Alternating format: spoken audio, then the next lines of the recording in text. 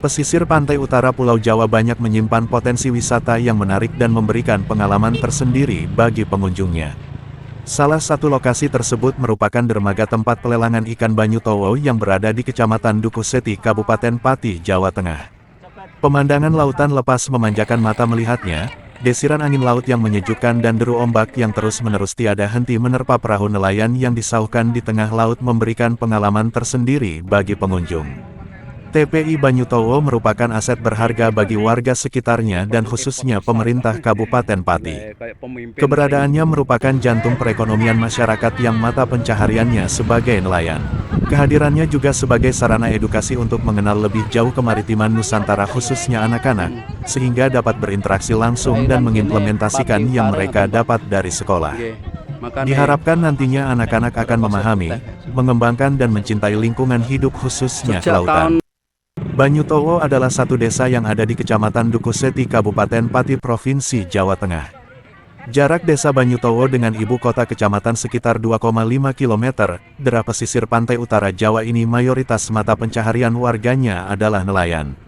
Ada pelabuhan besar dan tempat pelelangan ikan besar di desa Banyu Towo.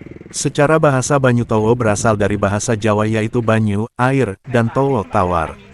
Entah sejak kapan desa tersebut dinamakan Banyu Towo. Tak satupun warga desa ataupun sesepuh desa yang mengetahui muasal babat Banyu Towo. Ada banyak versi tentang nama desa Banyu Towo. Semua versi tidak bisa diverifikasi kebenarannya.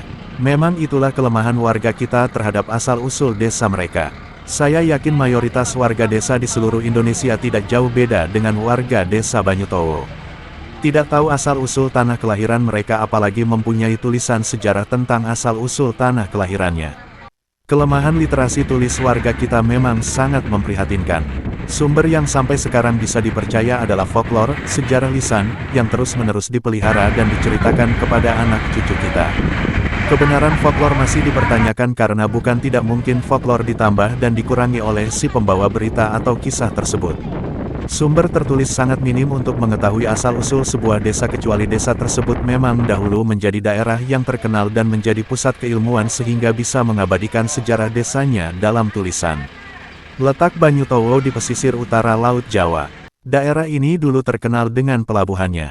Sebelum ada pelabuhan Juwana di Kabupaten Pati, pelabuhan Banyu Towo adalah pelabuhan terbesar dan mengalahkan pelabuhan Pekalongan yang terkenal itu sekarang. Era 80-an Banyu Towo seperti kota metropolitan karena banyaknya kapal nelayan bersandar di pelabuhan tersebut dari berbagai daerah.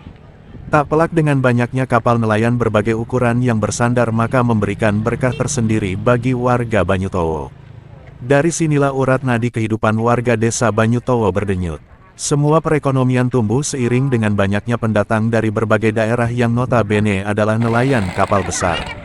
Bongkar muat dan isi perbekalan kapal nelayan besar memberikan dampak ekonomi yang luar biasa bagi warga Banyu Towo. Keuntungan letak di pesisir dan adanya pelabuhan benar-benar menjadi berkah bagi warga Banyu Towo. Semua barang bisa dijual dan mencari penghidupan sangat mudah. Magnet pelabuhan ini juga menarik warga dari sekitar Banyu Towo untuk mengadu nasib ke desa Banyu Towo sehingga menimbulkan dampak sosial yang tidak bisa dihindari. Dampak sosial negatif pun bermunculan di daerah Banyu Towo. Muncul lokalisasi, prostitusi di sekitar pelabuhan dan muncul kelompok pengamanan atau preman di sekitar pelabuhan. Dampak negatif inilah yang membuat desa asal artis Soimah ini menjadi tidak nyaman. Semua ABK yang turun dari kapal ditarik uang pengamanan, begitu juga ada fee untuk menjaga kapal mereka. Pihak keamanan yang seharusnya mengamankan aset pelabuhan tidak bisa bergerak banyak karena kalah cepat dan kuat dengan kelompok preman ini. Tak jarang preman ini juga didukung oleh aparat sehingga sangat sulit untuk menghilangkan mereka.